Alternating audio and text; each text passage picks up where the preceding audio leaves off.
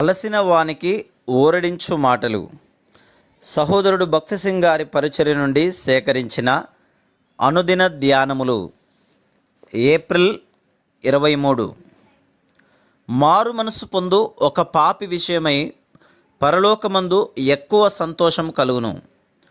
లూకా 15:7. ప్రభువు యొక్క ఆనందము పరలోకములో ఆరంభమగును, భూమి మీద కాదు.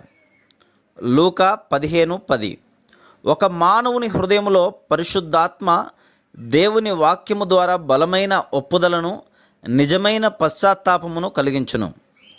అతడు నిజముగా తన పాపములను ఒప్పుకొని తనకు బదులుగా యేసుక్రీస్తు ప్రభువు మరణించెనని విశ్వసించిన ఎడల పరలోకమందు దేవుని దూతలందరి ఎదుట గొప్ప సంతోషం కలుగును. ఒక పాపి పశ్చాత్తాపడిన వెంటనే దేవుడు పరలోకపు వాయిద్యములతో పాటలు పాడుటకు దూతలనందరినీ పిలుచును. పశ్చాత్తాపడిన పాపి హృదయంలో కూడా అదే పరలోకపు ఆనందము పోయబడును. కాబట్టి ఇది పరలోకము నుండి కలిగిన ఆనందం. ఒకవేళ అది బోధకుని నుండి వచ్చిన భూసంబంధమైన ఆనందమైన ఎడల అది వెంటనే వాడిపోవును. ఒక దినమున ఒక కూడికలో కొందరు చేతిని పైకెత్తి మేము తిరిగి జన్మించితిమని చెప్పవచ్చును.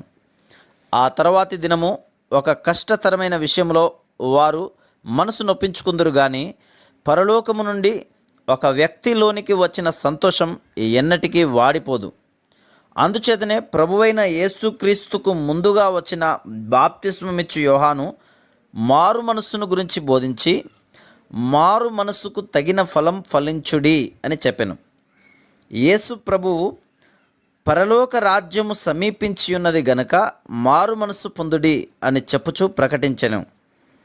మత్తయి 4:17.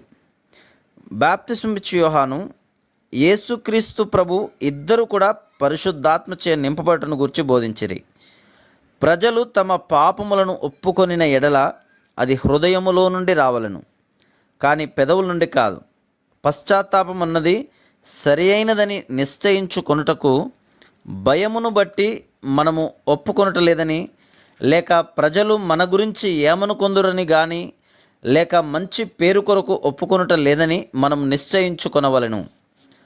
కొంతమందికి పశ్చాత్తాపమును గురించి సరి అయిన గ్రహింపు ఉండదు.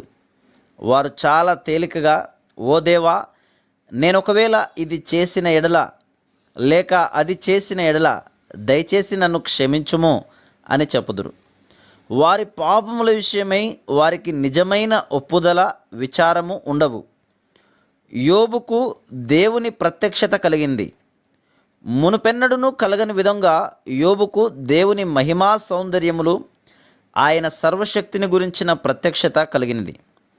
అది అతనిని దేవుని సన్నిధిలో తనను తాను అసహ్యించుకొని ద్వేషించుకున్నట్లు చేసింది.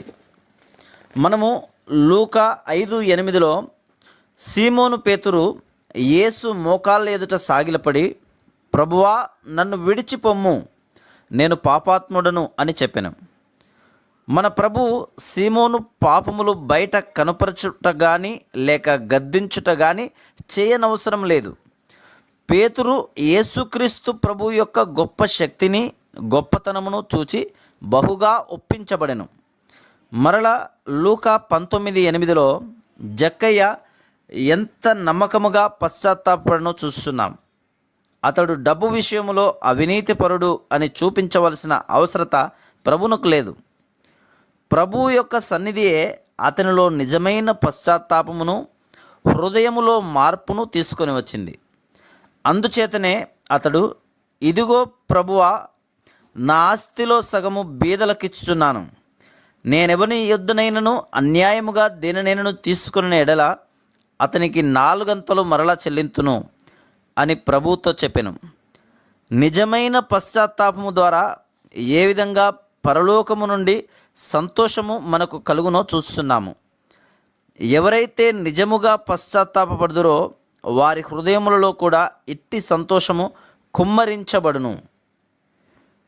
Praise the lord.